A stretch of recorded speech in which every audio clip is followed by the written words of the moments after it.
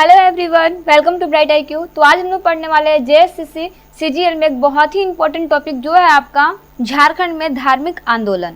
तो झारखंड में धार्मिक आंदोलन को हम लोग बेसिकली दो पार्ट में बांटे हैं, जिसमें आपका एक पार्ट है जैन धर्म और दूसरा है बौद्ध धर्म। तो बेसिकली धार्मिक आंदोलन में हम लोग जैन धर्म पढ़ने वाले हैं और बौद्ध धर्म पढ़ने वाले हैं। तो एक लाइन से हम लोग स्टडी करते हैं, पहले जैन धर्म को, उसके बाद में हम लोग स्टडी करेंगे बौद्ध धर्म को। तो सबसे पहले हम लोग समझते हैं जैन धर्म के बारे में। जैन धर्म जैन ग्रंथों में भगवान महावीर के लोरे ए यदगा की यात्रा का संदर्भ है, जिसका मुंडारी में अर्थ आंसुओं की नदी होता है। और ये एग्जाम में आपका पहले आ चुका है, तो इसे आप अच्छे से रिवीजन कर लीजिएगा कि जैन ग्रंथों में भगवान महावीर के लोरे ए यदगा की यात्रा का, जिसका मुंडारी में अर्थ होता है आंसुओं की नदी। तो इसे आप अच्छे से रिवीजन कर लीजिएगा। चलिए हम लोग इससे रिलेटेड एक बहुत ही इंपॉर्टेंट सा टॉपिक देखते हैं, और वो टॉपिक है आपका पारसनाथ पहाड़ी।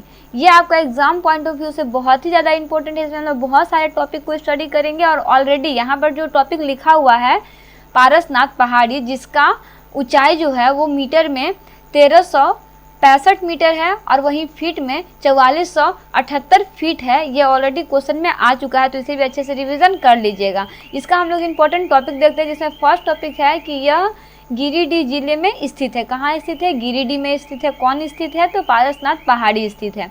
नेक्स्ट टॉपिक है इसका, यहाँ जैनियों के 23वें तीर्थकार पार्श्वकाल का निर्माण 717 ईस्वी पूर्व में हुआ था। ये पारसनाथ की पहाड़ी पर निर्वाण प्राप्त करने वाले अंतिम तीर्थकार थे। तो आपको ये भी टॉपिक याद रखने का जरूरत है, क्योंकि इसमें 2-3 पॉइंट दिए हुए हैं जो आपका इंपॉर्टेंट हो सकते हैं। नेक्स्ट टॉपिक है आपका जैन धर्म के 24 तीर्थकारों में से 20 तीर्थकारों ने इसी पहाड़ी पर निर्वाण प्राप्त किया था। तो आपको याद रखना है कि कौन सा वो पहाड़ी था जिसमें 20 तीर्थकारों ने निर्वाण प्राप्त किया था। तो वो था आपका पारसनाथ की पहाड़ी, यानी कि पारसनाथ पहाड़ी। नेक्स्ट टॉपिक देखते हैं। नेक्स्ट टॉपिक है आपका, यह पहाड़ जैन धर्मावलंबियों का प्रमुख तीर्थ स्थल है। इसे जैन धर्म का मक्का भी कहा जाता है। किसे जैन धर्म का मक्का कहा जाता है? तो पारसनाथ को जैन धर्म का मक्का कहा जाता है, और ये जैनों के लिए धर्म स्वावलंबी का प्रमुख तीर्थ स्थल है। चलिए नेक्स्ट हम लोग देखते हैं पारसनाथ विवाद। जैसा कि हम लोग ये पारसनाथ के बारे में पढ़ चुके हैं, तो आखिर इसका विवाद का कारण क्या था, यहाँ पे विवाद क्यों हुआ? ठीक है, तो देखिए सबसे पहले हम लोग पारसनाथ के बारे में कुछ और डिटेल्स में स्टडी करते हैं। जैसे पारसनाथ 20 जैन तीर्थकारों का निर्वाण स्थल था, जैसा कि हम लोग ऊपर पढ़ चुके हैं। अतः प्राचीन काल से ही यह जैन धर्मावलंबियों का तीर्थ स्थल रहा है। ये तो समझ में आ रहा है, क्योंकि बहुत ही पहले से, लगभग 717 ईसा पूर्व से है, यानी कि बहुत ही पहले से यहाँ पे जैन धर्मावलंबियों का तीर्थ स्थल रहा है। पारसनाथ में आदिवासी भी बहुत ज्यादा संख्या में उपस्थित हैं, तथा यह आदिवासी समूह का भी तीर्थ स्थल है। क्योंकि यहाँ पे आदिवासी है, तो ऑब्वियस सा बात है कि जब वहाँ पे तीर्थ जैन लोगों का वो धार्मिक स्थल है, तो आदिवासी लोग का भी धार्मिक स्थल होगा। और यहाँ पर जैन तथा आदिवासी दोनों समूह जो है वो आपस में भाईचारा की तरह रहते और पूजा पाठ करते हैं और पूजा अर्चना करते हैं। ठीक है, तो चलिए अब विवाद कहाँ हुआ, तो विवाद का हम लोग मुख्य कारण देखते हैं कि विवाद हुआ क्यों। बात करते हैं 17 मार्च की। 17 मार्च 2022 को एक अधिसूचना जारी किया गया। किसके द्वारा किया गया? तो ये आपका किया गया पर्यावरण मंत्रालय के द्वारा। उस सूचना में क्या था कि इस क्षेत्र को इको टूरिज्म शब्द दिया गया, या फिर कहा जा सकता है कि इको टूरिज्म बनाने को बोला गया है। इको टूरिज्म का मतलब होता है कि पर्यटक क्षेत्र, इसे पर्यटक क्षेत्र घोषित किया जाए। लेकिन जैन धर्म का मानना है कि अगर इसे पर्यटक क्षेत्र घोषित कर दिया जाएगा, तो यहाँ पर तो सभी लोग आएंगे, मांस मदिरा आदि का सेवन भी करेंगे, जिससे जैन भावनाएं जो है वो आहत होंगी। अतः इसे धार्मिक स्थल का ही दर्जा दिया जाए, इसी को लेके इन्होंने विरोध किया, और ये अभी विवाद चल ही रहा है, जिसके कारण पर्यावरण मंत्रालय द्वारा इस सूचना पर रोक लगा दिया गया है। इसका हल अभी ढूंढने का प्रयास किया जा रहा है, लेकिन अभी इसका हल कुछ निकला नहीं है। तो इसे आप अच्छे से रिवीजन कर लीजिएगा। ये आपको सबसे इम्पोर्टेंट है कि पारसनाथ विवाद क्यों हो रहा है, क्योंकि पारसनाथ पहाड़ जो है जो जैनों का धार्मिक स्थल है, उसे धार्मिक स्थल ना रख करके इसे इको टूरिज्म बनाने की बात की जा रही है, जिसके कारण जितने भी जैन धर्म के लोग हैं वो इसका विरोध कर रहे हैं। ये सूचना आपका कब जारी किया गया? तो वो है आपका 17 मार्च 2022 को। तो इसे आप अच्छे से रिवीजन कर लीजिएगा। तो ये आपका संपूर्ण झारखंड में धार्मिक आंदोलन का फर्स्ट पार्ट जो है वो कंप्लीट होता है जैन धर्म। जैन धर्म का जितना भी इंपॉर्टेंट टॉपिक है वो सारा इसमें दिया हुआ है। अगर इन सारे टॉपिक को आप अच्छे से रिवीजन कर लेते हो तो मैक्सिमम चांस है कि आपका क्वेश्चन जो है वो मैच करेगा ही करेगा। तो आई थिंक कि आपको ये वीडियो अच्छी लगी होगी। अगर झारखंड में धार्मिक आंदोलन का पार्ट 2 है, जैसा कि हम लोग पार्ट 1 में जैन धर्म के बारे में संपूर्ण जानकारी को जान चुके हैं, तो आज हम लोग पढ़ते हैं बौद्ध धर्म के बारे में। तो देखिए, बौद्ध धर्म में बेसिकली हम लोग को कुछ पॉइंट समझना है। जैसे अगर यहाँ पे आप देखें तो यहाँ पे एक गांव का नाम लिखा है मूर्तियां गांव। ये कहाँ स्थित है? पलामू में स्थित है। तो हम लोगों को बेसिकली यही जानना है कि कौन सा गांव है, वो कौन से जिले में स्थित है, वहां से हम लोगों को बौद्ध की कौन सी चीजें, कौन सा धर्म वाला चीज जो है वो मिला है। तो बेसिकली अगर मूर्तियां गाँव की बात करें तो ये आपका पलामू में स्थित है।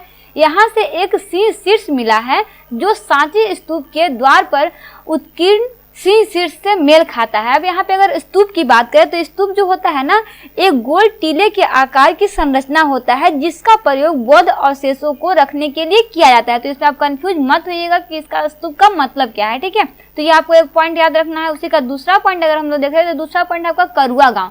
यहाँ से क्या मिला था? तो यहाँ से बौद्ध स्तूप की प्राप्ति हुई थी। देखिए, पहला में हम लोगों को क्या मिला? तो पहला में भी हम लोगों को मिला सिंह शीर्ष मिला है। क्या मिला है? सिंह शीर्ष मिला है। कहाँ से मिला है? मूर्तियां गांव से मिला है। मूर्तियां गांव कहाँ स्थित है? पलामू में स्थित है। तो देखिए, आपको इस तरह से ना टॉपिक को याद रखना है। उसी तरह से करुआ गांव की बात करें तो करुआ गांव में क्या मिला है? बौद्ध स्तूप मिला है। क्या मिला है? बौद्ध स्तूप मिला है। उसी तरह से हम लोग थर्ड देखें तो तीसरा में आपका सूर्यकुंड। सूर्यकुंड कहाँ स्थित है? तो सूर्यकुंड आपका हजारीबाग जिले में स्थित है। यहाँ से बौद्ध की प्रस्तर मूर्तियां मिली हैं। क्या मिली हैं? तो बौद्ध की प्रस्तर मूर्तियां मिली हैं। कहाँ से मिली है? सूर्यकांड से मिली है। सूर्यकांड कहाँ स्थित है? हजारीबाग में स्थित है। तो ये आपको याद रखना है। उसी का नेक्स्ट पॉइंट अगर हम लोग देखें बहोरनपुर। बहोरनपुर भी जो है ये भी आपका हजारीबाग में ही स्थित है। यहाँ से क्या मिला है? तो देखिए, यहाँ से भगवान बुद्ध की 1200 वर्ष पुराने पलकालीन मूर्तियां प्राप्त हुई हैं। क्या प्राप्त हुई हैं? 1200 वर्ष पुराने पलकालीन मूर्तियां प्राप्त हुई हैं। यहाँ से बौद्ध धर्म के महायान शाखा के भगवान अवलोकितेश्वर की 6 फीट 8 इंच ऊंची मूर्ति प्राप्त हुई है। तो ये आपको याद रखना है। भगवान अवलोकितेश्वर की मूर्ति कहाँ से प्राप्त हुई है? तो वो आपका प्राप्त हुआ है बहोरनपुर से, जो आपका हजारीबाग में स्थित है। यहाँ पे और भी क्या मिला है? तो भगवान बुद्ध की 1200 वर्ष पुराने पलकालीन मूर्तियां मिली हैं। ये 3 टॉपिक आपको याद रखना है। ये आपका एग्जाम पॉइंट ऑफ व्यू से बहुत ही ज्यादा इंपॉर्टेंट है। चलिए नेक्स्ट पॉइंट हम लोग देखते हैं बेलवा दाग। बेलवा दाग कहाँ स्थित है? तो ये आपका खूंटी जिले में स्थित है। यहाँ से बौद्ध बिहार के अवशेष प्राप्त हुए हैं। मतलब बेसिकली जो अवशेष होते हैं ना, बस सिर्फ अवशेष यहाँ से प्राप्त हुए। तो इसे भी आपको रिविजन कर लेना है। नेक्स्ट अगर हम देखें तो नेक्स्ट है आपका कटुंगा। कटुंगा गांव से आपको क्या मिला है? तो कटुंगा गांव सबसे पहले देखते हैं कहाँ स्थित है। तो ये आपका सिमडेगा में स्थित है। यहाँ से बौद्ध की एक प्रतिमा मिली है। क्या मिली है? बौद्ध की एक प्रतिमा मिली है। कहाँ से मिली है? कटुंगा गांव से मिली है, जो सिमडेगा में स्थित है।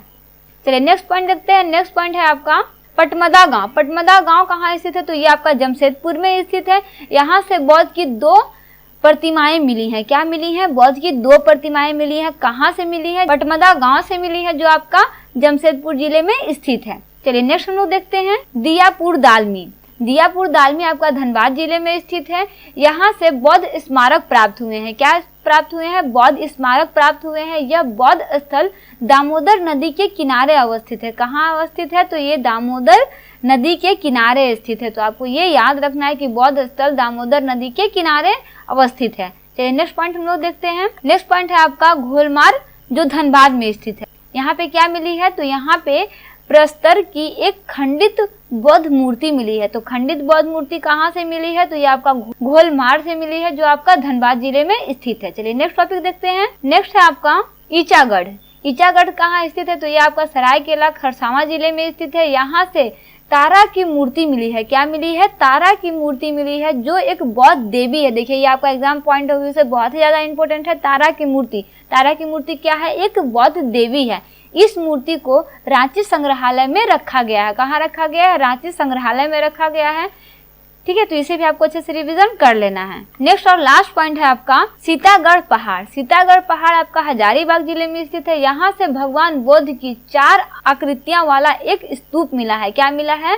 4 आकृतियां वाला एक स्तूप मिला है। तो 4 आकृतियां वाला स्तूप कहाँ से मिला है बौद्ध की? तो वो मिला है सीतागढ़ पहाड़ से, जो आपका हजारीबाग जिले में स्थित है। तो इन सारे पॉइंट को आपको अच्छे से रिवीजन कर लेना है। तो इस तरह से आपका झारखंड में धार्मिक आंदोलन का चैप्टर जो है वो समाप्त होता है। हम लोग नेक्स्ट नए टॉपिक और नए चैप्टर को स्टडी करेंगे।